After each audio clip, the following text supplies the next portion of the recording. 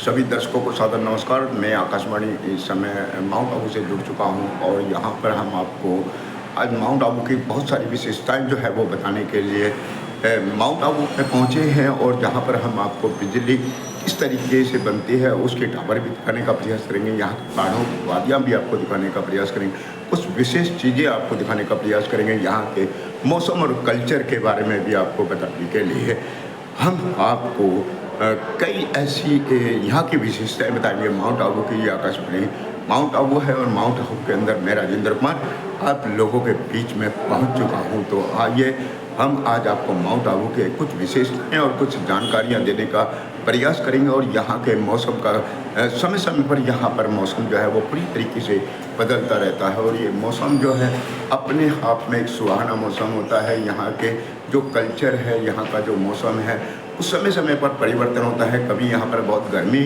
आपको महसूस होगी तो कभी यहाँ पर बहुत ज़्यादा ठंड भी आपको महसूस होगी और कभी बड़ा सुहाना मौसम हो जाएगा। कभी यहाँ पर बादल आ जाएंगे तो कभी बादल जो है पूरी तरीके से हट जाते हैं। तो दोस्तों हम पहुँच चुके हैं माउंट आबू के जो केंद्र है वहाँ पर पहुँच चुके हैं और माउंट आबू का वो दृश्य दिखाने वाले यहाँ की कुछ विशेषताएं हैं। यहाँ ओम शांति का किस तरीके से ब्रह्म कुमारी के माध्यम से जो है यहाँ पर कुछ विशेषताओं की जो जानकारी दी जाती है, लोगों में कितनी सेवा और भावना होती है, ये भी हम आपको बताने के लिए प्रयास करेंगे। यहाँ पर हर बहनें जो हैं वो समय समय पर जो है बहुत ही सेवा करने का काम करती हैं। मानवता को जिस तरीके से कहा जाता है कि ओम शांति जो है एक तरीके का बहुत ही शांति प्रिय जो वातावरण होता है वो आपको माउंट आबू पर देखने के लिए अवसर मिलेगा। तो दोस्तों मैं ये कहना चाहूँगा कि यदि अगर आप जीवन में जीना चाहते हैं, आप जीवन का कुछ आनंद उठाना चाहते हैं तो एक बार आप माउंट आबू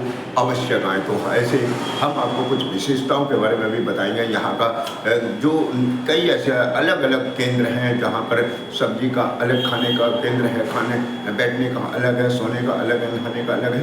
तो यहाँ पर कई सारे केंद्र बने हुए हैं। आकाशवाणी यहाँ पर दूरदर्शन का भी जो मधुबन केंद्र है वो भी यहाँ पर पहुँच चुका है और यहाँ पर कुछ विशेषताएं हैं। यहाँ पर काफ़ी सेमिनार भी लगता है दोस्तों, 5 दिन तक जो है जहाँ सेमिनार चलता है जिसमें देश भर के कुछ विशेष जो है पत्रकार जो है वो यहाँ पर पहुँचते हैं और सब में आपस में चर्चा चलती है। आपस में चर्चा के साथ साथ जो है कुछ विश्लेषण भी किया जाता है, जैसे बहुत सारी बातें होती हैं पत्रकारिता की गरिमा के बारे में यहाँ बताने का प्रयास किया जाता है। लोग एक से बढ़कर एक जो है यहाँ पर लोग आते हैं और अपनी अपनी पत्रकारिता के माध्यम से लोग जो है समाज को जो है वो नया दर्पण दिखाने का काम करते हैं। लोगों के अंदर जो है एक ऊर्जा, सौर ऊर्जा भरी जाती है। ये सौर ऊर्जा जो है लोगों के मन और मस्तिष्क में जो है पूरी तरीके से बैठ जाती है। जब लोगों के मन और मस्तिष्क में बैठती है तो वो अचानक जो है अपने आप में जो है एक बहुत ही साधारण व्यक्तित्व बन करके ओम शांति का जिस तरीके से पाठ किया जाता है उसी तरीके से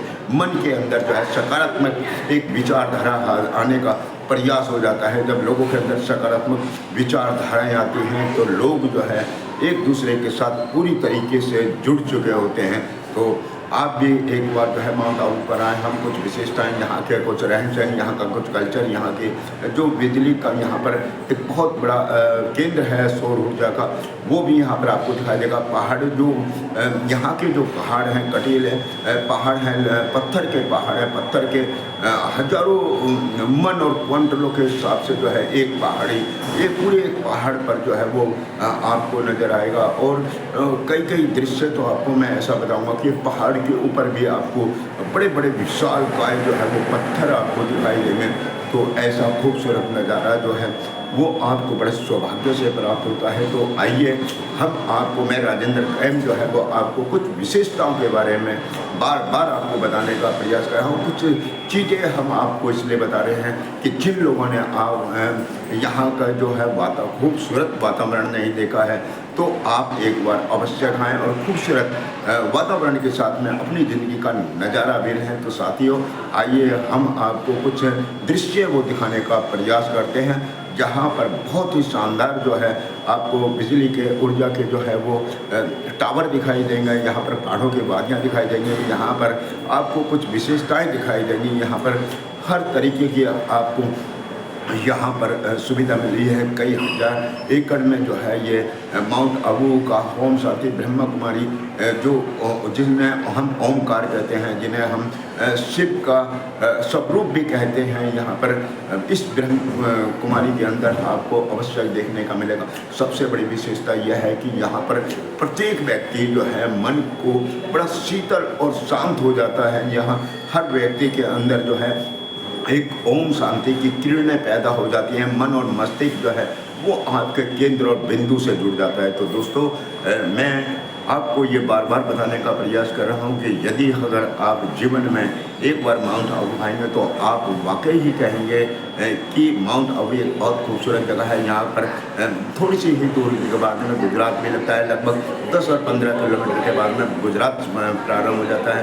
माउंट आबू में कुछ जैन मंदिर आपको देखने के लिए मिलेगा। बहुत शानदार जो है पीस पार्क आपको बहुत शानदार देखने के लिए मिलेगा।